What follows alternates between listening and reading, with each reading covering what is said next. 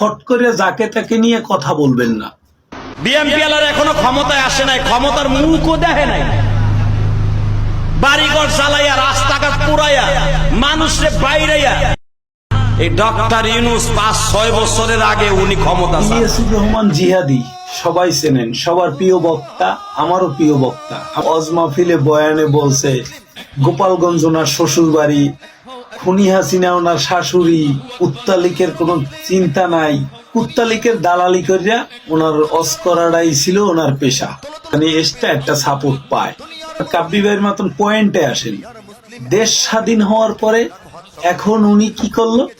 BMP আগুন দেশে, BMP পড়ছে, কি বলবো ওনাকে, এতটুকুই বলবো যে চামচামি আর দালালি ছাড়েন। ইউনূস স্যারের উপদেষ্টা এরকম একটা কথা বলে। আপনি কি জানেন যে এগুলা বিএমপি করছে? বিএমপির খাইয়া বইয়া কাম নাই। আমার মতন বিএমপির যদি সাধারণ একজন কর্মীও থাকে, সেও এই ফাও কাজে যাবে না। বিএমপি সম্বন্ধে আপনার আইডিয়া আছে? বিএমপি নিয়ে কথা বলেন, আবার বিএমপি আগুন দেশে আপনি সাক্ষী দেন, ওপেনটে মাইকের সামনে বলেন। বিএমপি সম্বন্ধে আপনার ধারণা আছে? আমি এটা মনে করি না। ১৭টা বছর অত্যাচার সহ্য করে পালাইয়া গোপনে ওপেনে যেভাবে হোক আন্দোলনটা চালাই গেছে।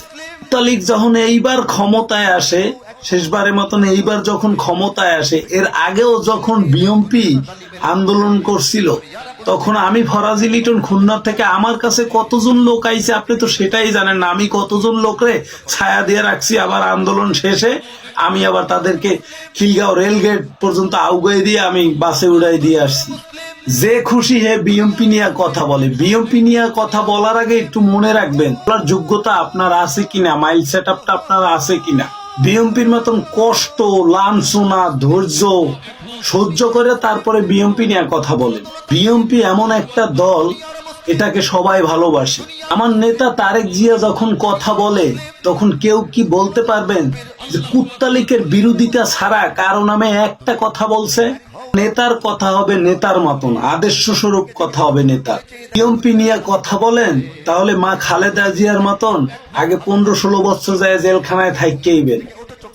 তারপরে কুত্তালিকের যে সুইয়ের মাধ্যমে পয়জন গুলা দেয় শরীরে, ওই পয়জন গুলার জ্বালা যন্ত্রটা কতটা ভয়ঙ্কর হয় সেই ঘটনাটা ভোগ করে দেখেন, তারপরে বিএমপি নিয়ে কথা বললেন।